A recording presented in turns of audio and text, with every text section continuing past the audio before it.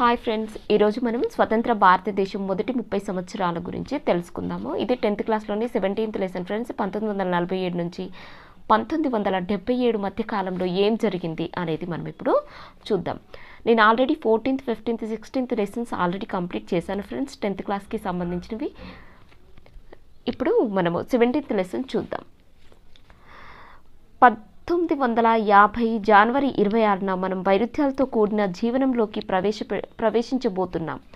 రాజకీయాల్లో సమానత్వం ఉంటుంది, కానీ సామాజిక ఆర్థిక అంశాల్లో సమానత్వం ఉంటుంది. రాజకీయాల్లో ఒక వ్యక్తి ఒక ఓటు ఒకే విలువ అన్న సూత్రాన్ని గుర్తించబోతున్నాం.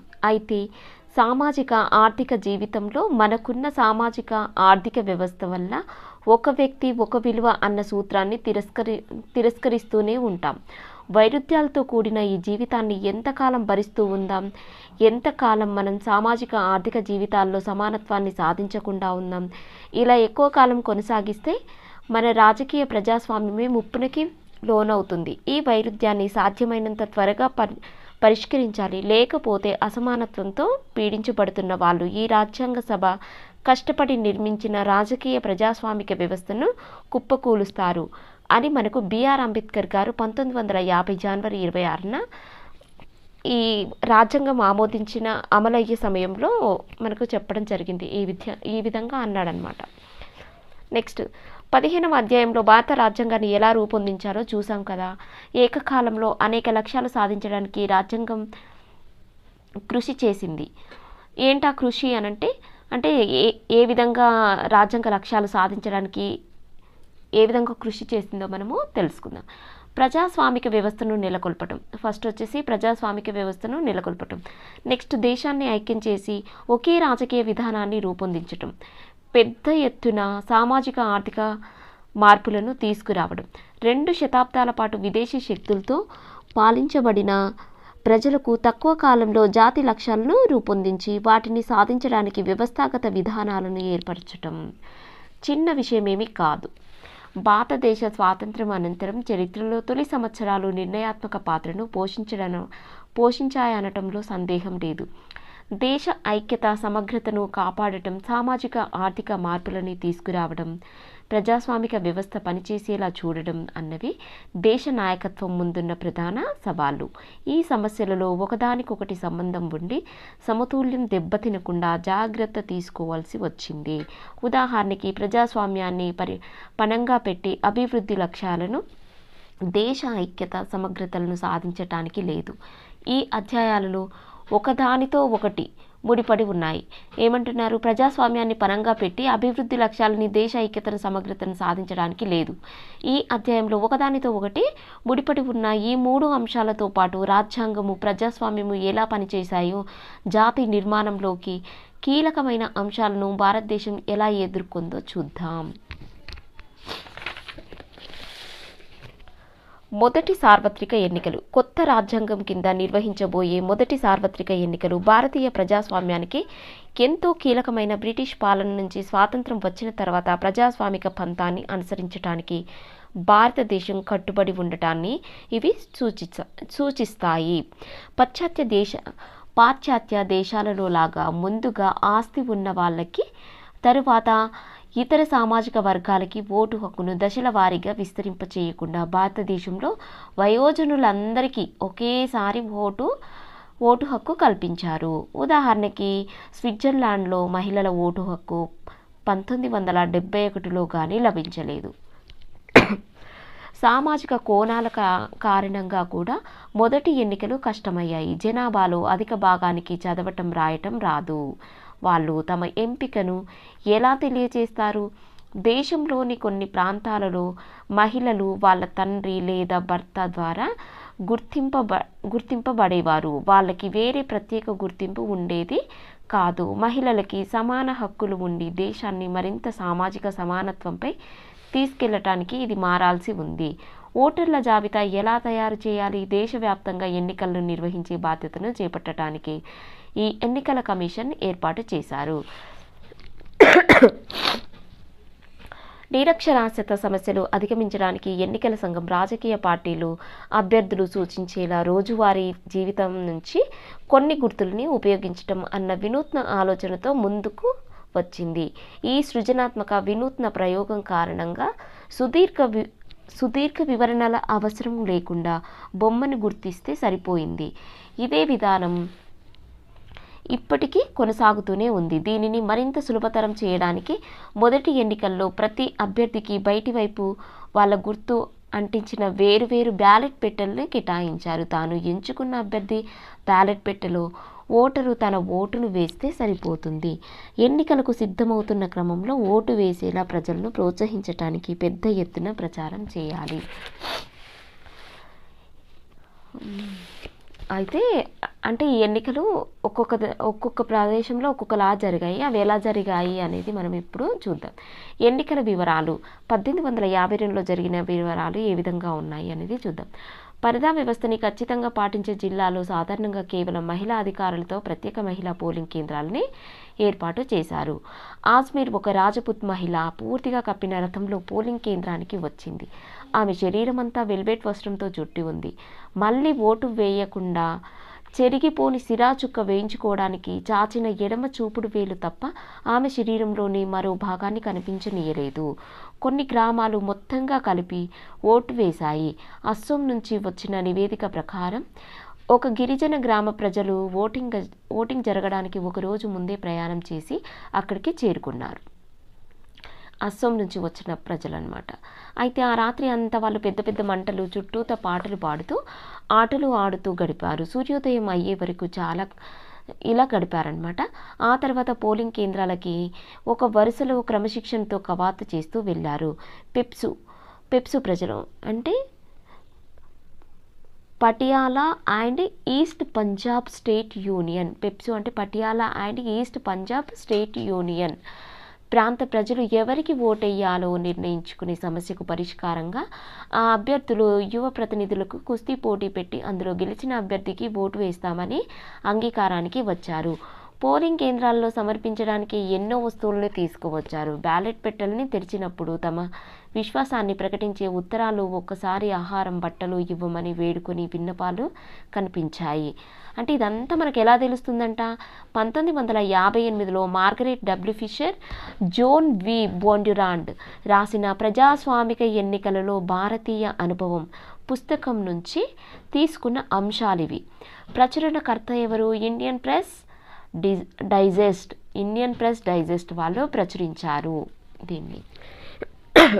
ఈ బుక్ని బాగా గుర్తుపెట్టుకుని ప్రజాస్వామిక ఎన్నికల్లో భారతీయ అనుభవం ఎవరు రాశారంటే మార్గరెట్ డబ్ల్యూ ఫిషర్, జోన్ వి బోండ్యురాండ్.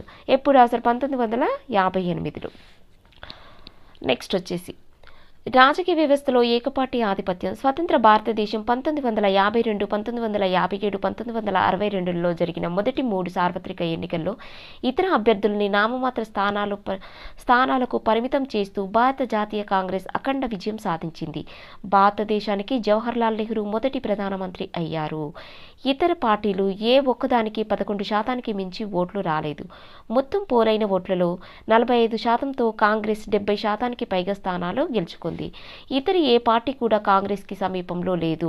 కాంగ్రెస్ పార్టీ అనేక రాష్ట్రాలలో కూడా ప్రభుత్వాన్ని ఏర్పాటు చేసింది. దీంతో కొంతమంది పరిశీలకులు పేర్కొంటున్న కాంగ్రెస్ వ్యవస్థ ఏర్పడింది. దాదాపుగా అన్ని సందర్భాల్లో పాలక పార్టీగా ఉన్న కాంగ్రెస్కి ఇతర పార్టీలకు మధ్య ఉన్న సంబంధం ప్రత్యేక స్వభావాన్ని బట్టి ఈ కాలాన్ని గుర్తిస్తారు. అయితే కాంగ్రెస్లో ఎల్లప్పుడూ అంతర్గతంగా చిన్న చిన్న బృందాలు ఉండేవి. ఈ బృందాల నాయకుల మధ్య పోటీ కారణంగా ఏర్పడడం జరిగింది. పార్టీ లక్ష్యాలతో వీళ్ళు ఏకీభవించినప్పటికీ కొన్ని విధానాల విషయంలో విభేదాలు ఉండేవి. సభ్యుల ప్రయోజనాలను బట్టి ఈ బృందాలు వివిధ అంశాలపై వేరువేరుగా స్పందించేవి. దీనివల్ల కాంగ్రెస్ పార్టీ విభిన్న దృక్పథాలు, ప్రయోజనాలను ప్రాతినిధ్యం వహిస్తున్నట్లుగా కనిపించేదన్నమాట. కొన్ని సందర్భాల్లో ఈ బృందాలు ఇతర రాజకీయ పార్టీలతో కలిసి నాయకత్వం మీద ఒత్తిడి తీసుకురావటానికి ప్రయత్నించేవి. ఇది పాలనా పక్షం లోపల తన విధానాలను సవరించుకునేందుకు కూడా దోహదం చేసేది. ఏక పార్టీ ఆధిపత్యంలో ఉన్న పరిస్థితి కూడా కాంగ్రెస్ పార్టీలో ఏకపార్టీ ఆధిపత్యంలో ఉన్న పరిస్థితిలో కూడా కాంగ్రెస్ పార్టీ లోపలే రాజకీయ పోటీ ఉంటూ ఉండేది. కాబట్టి ప్రతిపక్ష పార్టీలు నిజమైన ప్రమాదాన్ని కాక అవ్యక్త ప్రమాదాన్ని మాత్రమే సూచించేవి. కాబట్టి ఈ పరిస్థితి ఇతర రాజకీయ పార్టీలు లేని అప్రజాస్వామిక పరిస్థితి కాదు. ఇతర పార్టీలు పోటీ చేశాయి కానీ కాంగ్రెస్ని సవాలు చేయగలిగే సంఖ్యలో స్థానాలు గెలుచుకోలేకపోయాయి. ఇతర రాజకీయ పార్టీలు క్రమేపీ బలం పుంజుకొని 2 దశాబ్దాల కాలంలో అధికారానికి పోటీదారుగా ఎదిగాయి. ఈ కాలంలో ప్రధానంగా తొలి సంవత్సరాలలో ప్రజాస్వామ్యాన్ని సంరక్షించే స్వేచ్ఛాయుత బహిరంగ పోటీపై ఆధారపడిన బహుళ పార్టీ వ్యవస్థ ఏర్పడడానికి దోహదం చేసింది. రాజ్యాంగ చట్టం బలం కారణంగా స్వాతంత్ర ఉద్యమం వేసిన ప్రజాస్వామిక పునాదుల కారణంగా భారతదేశ రాజకీయాలు బహుళ పార్టీ ప్రజాస్వామ్యంగా ఎదిగాయి. అధికారంలో ఉన్న పార్టీలు తరచూ పక్షపాతంతో వ్యవహరించి బహుళ పార్టీ ప్రజాస్వామ్యం వెల్లునుకోకుండా ప్రతిపక్షాలను అణిచివేసేవి. అదే సమయంలో స్వాతంత్రం పొందిన ఇండోనేషియా, పాకిస్తాన్, చైనా, నైజీరియా వంటి వలసపాలిత దేశాల అనుభవం కంటే భారతదేశ అనుభవం ఎంతో భిన్నంగా ఉంది. మనకు 1952, 1962లో కాంగ్రెస్ స్థానాలు ఎన్ని, ఇతర పార్టీ స్థానాలు ఎన్నో ఒకసారి ఈ వీడియోలో చూద్దాం. మనకి 364 స్థానాలు గెలుచుకుందనమాట 1952లో. అయితే మనకి ఇక్కడ ఇచ్చారు చూడండి, ఇతరులు వచ్చేసి 38. అదేవిధంగా స్వతంత్ర అభ్యర్థులు వచ్చేసి 37 మెంబర్స్. స్వతంత్ర అభ్యర్థులు 37 మెంబర్స్ అనమాట. నెక్స్ట్ భారత జాతీయ కాంగ్రెస్ వచ్చేసి 364. భారత కమ్యూనిస్ట్ పార్టీ వచ్చేసి 16. అదేవిధంగా సోషలిస్ట్ పార్టీ వచ్చేసి 12. కిసాన్ మజ్దూర్ ప్రజా పార్టీ వచ్చేసి ఎన్ని సీట్లు వచ్చాయి అంటే 9 స్థానాలు గెలుచుకుంది. పీపుల్స్ డెమోక్రటిక్ ఫ్రంట్ వచ్చేసి 7. అదేవిధంగా గణతంత్ర పరిషత్ వచ్చేసి 6 అనమాట. ఇతరులు వచ్చేసి 38. మనం అదేవిధంగా 1962లో కూడా చూద్దాం. 1962లో భారత జాతీయ కాంగ్రెస్ స్థానాలు వచ్చేసి 361. భారత కమ్యూనిస్ట్ పార్టీ వచ్చేసి 29 స్థానాలు గెలుచుకుంది. స్వతంత్రులు వచ్చేసి 20. మనకి 52లో అయితే స్వతంత్రులు 37గా ఉన్నారు. ఇక్కడ 62కి వచ్చేసరికి 20 అయ్యారనమాట. కమ్యూనిస్ట్ పార్టీ ఎన్ని స్థానాలు గెలుచుకుంది? 52లో 16 స్థానాలు గెలుచుకుంటే భారత కమ్యూనిస్ట్ పార్టీ ఇప్పుడు 29 స్థానాలు గెలుచుకోవడం జరిగింది. స్వతంత్రులు వేరు, స్వతంత్ర పార్టీ వేరు. స్వతంత్ర పార్టీ వచ్చేసి 18 స్థానాలు. నెక్స్ట్ జనసంఘ్ వచ్చేసి 14 స్థానాలను గెలుచుకోవడం జరిగింది. ప్రజా సోషలిస్ట్ పార్టీ వచ్చేసి మనకి 12 స్థానాలు. ప్రజా సోషలిస్ట్ పార్టీ 12. ద్రవిడ మున్నేట్ర కజగం వచ్చేసి 7 స్థానాలను గెలుచుకుంది. సోషలిస్ట్ పార్టీ వచ్చేసి 6 స్థానాలు.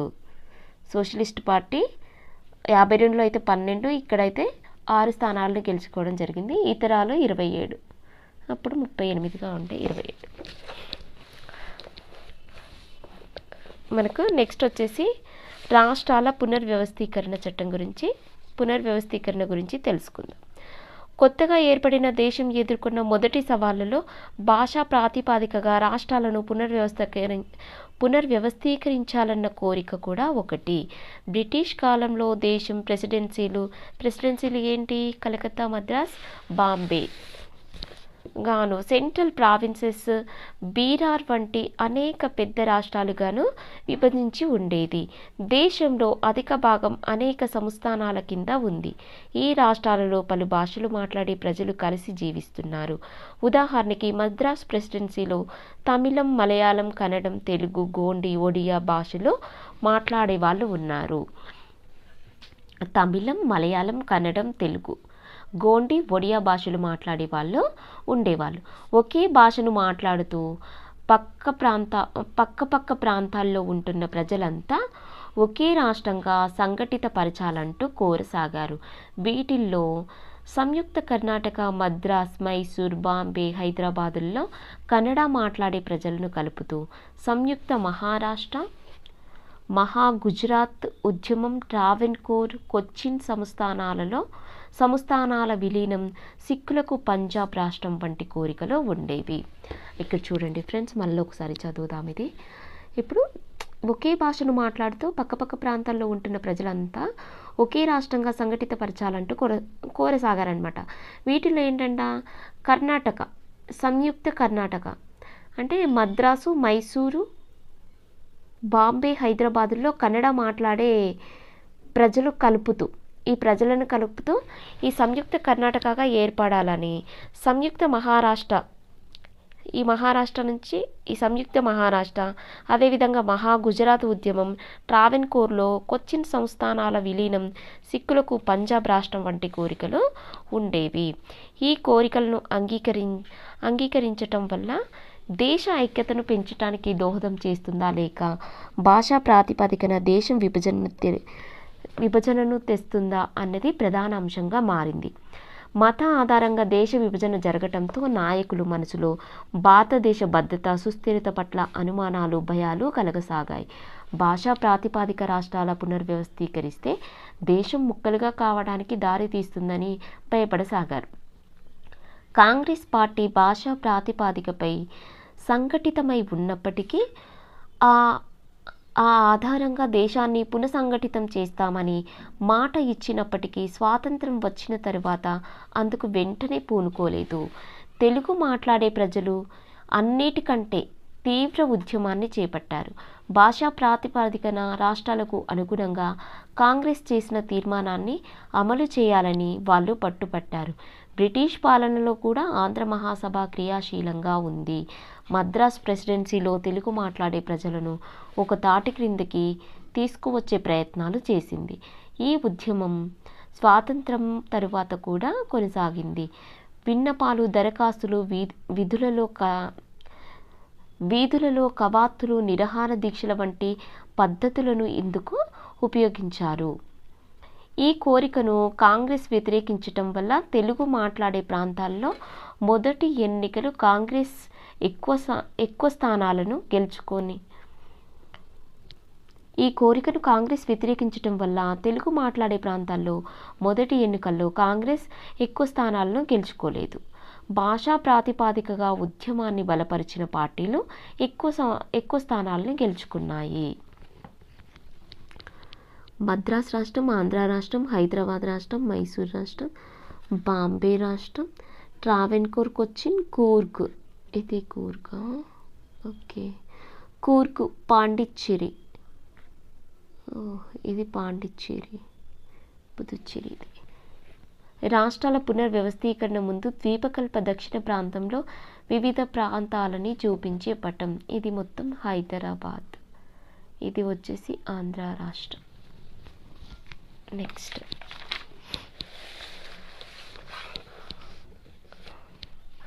భాషా ప్రాతిపదికన రాష్ట్రాలకు జవహర్లాల్ నెహ్రూ వ్యతిరేకం కాదు, అయితే ఇది అందుకు తగిన సమయం కాదని భావించాడు.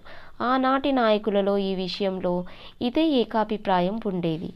భారతదేశం తన స్థానాన్ని పదిలపరుచుకునే ప్రక్రియలో ఉందని, ఈ సమయంలో ఎటువంటి దృష్టి మళ్లింపులు ఉండకూడదని వాళ్ళు భావించారు. రాష్ట్రాల పునర్వ్యవస్థీకరణ చట్టం ఎప్పుడు 1956 తెలుగు మాట్లాడే వారి కోసం ప్రత్యేక రాష్ట్రం ఏర్పాటు చేయాలని కోరుతూ పొట్టి శ్రీరాములు నిరాహార దీక్షను చేపట్టారు. 58 రోజుల నిరాహార దీక్షను కొనసాగించి 1952 డిసెంబర్ 15న మరణించారు. 1952 డిసెంబర్ 15న మరణించారు. దాంతో ఆంధ్ర రాష్ట్రం, తమిళనాడు రాష్ట్రాలను ఏర్పరిచారు. 1953 ఆగస్టు 1న రాష్ట్రాల పునర్వ్యవస్థీకరణ సంఘాన్ని ఎస్ఆర్సి వేశారు. రాష్ట్రాల పునర్వ్యవస్థీకరణ సంఘాన్ని వేశారు. దీంట్లో సభ్యులుగా ఎవరున్నారు? ఫజల్ అలీ, కేఎం ఫణిక్కర్, హృదయనాథ్ కుంజ్రులు సభ్యులుగా ఉన్నారు. భాషా ప్రాతిపదికన రాష్ట్రాలను ఏర్పాటు చేసే అంశాన్ని పరిశీలించవలసిందిగా ఈ సంఘాన్ని కోరారు. ఈ ఈ సంఘం ఇచ్చిన నివేదిక ఆధారంగా 1956లో పార్లమెంటు రాష్ట్రాల పునర్వ్యవస్థీకరణ చట్టాన్ని ఆమోదించింది.